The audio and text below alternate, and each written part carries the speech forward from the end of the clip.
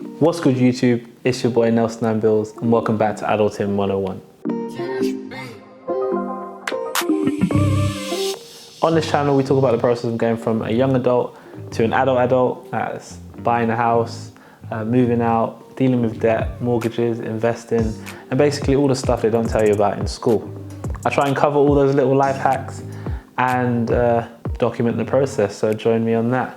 In 2021, there's been one recurring theme, certainly in my community, and I think generally across the UK and across the world really, and that is investing. So I've seen so many videos, and I actually made a video about taking investment advice from Meek Mill and just like people who don't know what they're talking about really and just jumping on the hype. I think from last year I started investing properly. I used Free Trade, Nutmeg, and Trading 212 more recently.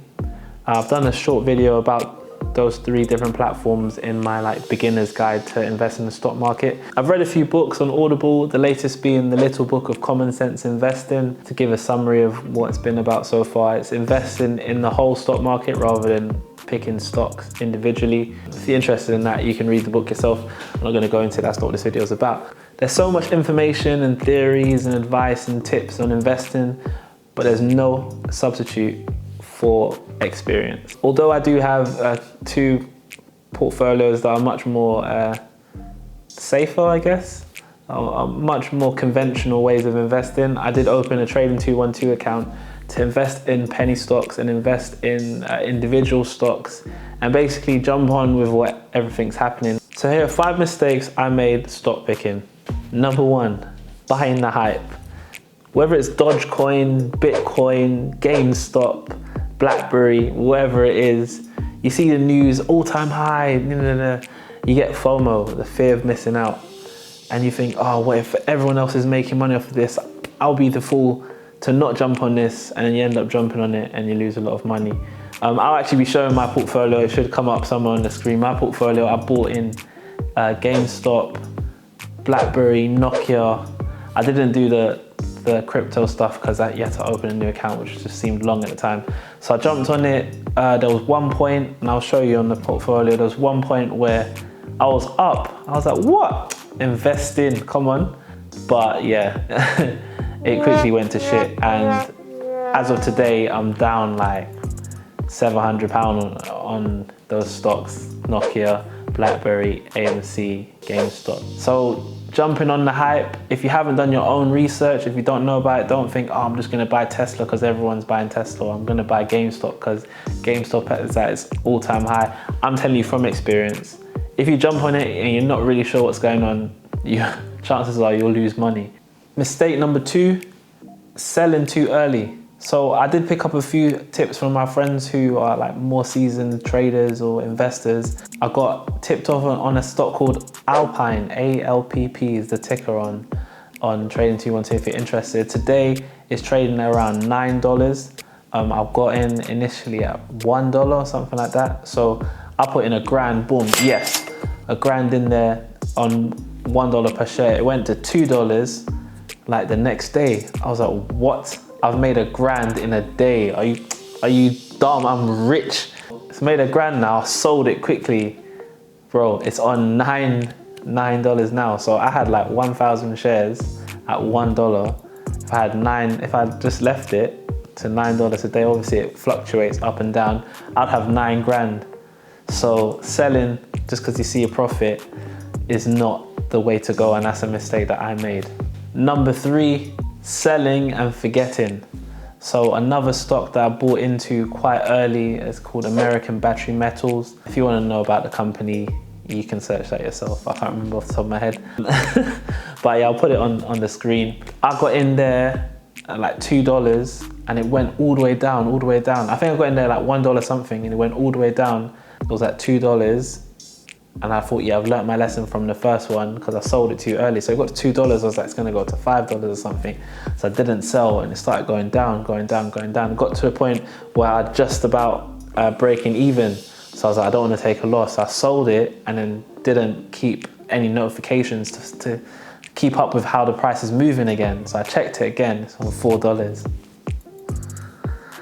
So I sold all my shares on $4, and that's a mistake that I made, is that if you've bought into something, because I remember with the American battery metals, I did some research into it, and at the time it made sense. And I was like, yeah, this makes sense. This is a company that you buy and hold for the long term. So seeing the money going down, I didn't have the belly for it to just watch my money go into the minus after I've made $1,000 like the week before. So I sold it and then didn't keep a notification, and I just only saw it later when my friend messaged me and said, oh, yo, that stock you invested in $4, you must be up. No, I was up. Number 4, not averaging in. It's crazy risky to just drop money in there. And I'll explain to you using some simple maths as well, some quick maths. When I saw that stock, I just banged $1,000 onto it, like I said. And you know, this is money that I won't say I can afford to lose, but I'm comfortable risking it. I thought at the time. Obviously now I was feeling a bit sick in my belly, but put $1,000 in. But let's say with Alpine, I put in $1,000 and it went to $2,000. So that's 100% increase. If it had gone from $1,000 to 500, it's down 50%. Now, if it's to go up 50%, it would go from 500 to 550. So in essence, if it drops 50%, it has to increase 100% for you to get your original money back in. So if you bang in $1,000 at a high price and it drops, it's gonna require double that percentage increase for you to get your money back. So the point of averaging in is if you have $1,000 to invest, you start off with 200 and the price moves up a little bit, okay, you can do 200. If it goes down, you can do 200.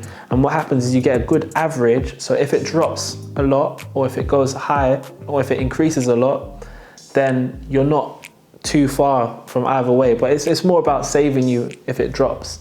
So if you average in, if I had put in 250, 250, 250 over 4 different price points, some lower and some higher, then my average would be closer to like what it is now, rather than putting $1,000 and it's $1 and then it goes to 50 cents. Then it has to go up 100% to get even back my money, even though it's dropped 50%. That makes sense. I've gone up and down, but hopefully we'll have some graphics on the screen, and it just says, boom, you have 100, it goes down 50%, you have 50. It goes up 50%, you have 75. So although it's the same percentage increase and decrease, the amount of money that's affected means you're actually still not in the green. And mistake number 5, not opening an ISA.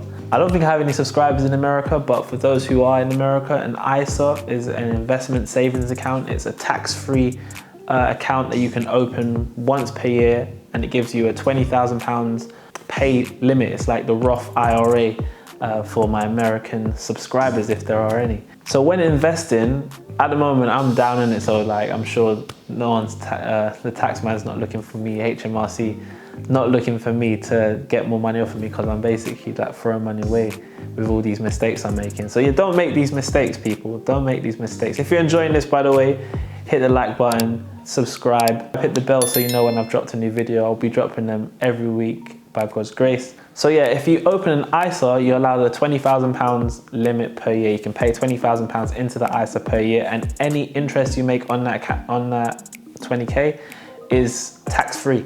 If I do keep this account and I find a good, a new stock that's gonna project me into that 6 figures, all of that additional money will be tax-free. So I've opened just a general investing account. If you're opening a Trading 212 account, you can use the link in the description to get 1 free share. You can open a free trade account too and get another free share. And if you're interested in the traditional stocks and shares investing over the long term, you can open an account with Nutmeg. You get an account with no fees for 6 months, and you can try it essentially risk-free. It's your own money. Your money is at risk. Let me not say risk-free. You have 6 months of no paying fees, and you can see how it goes. But yeah, do your own research. These are 5 mistakes that I made investing, just following like social media and stuff. Money that at the time I thought I could afford to lose, but being £2,000 in the hole, it doesn't feel that great. If you have any funny investing stories, if you made money, you've lost money, share them in the comments. Be sure to like and subscribe. Follow me on Instagram and Twitter. I post some stuff on there from time to time. Thanks for watching. Enjoy the rest of your week.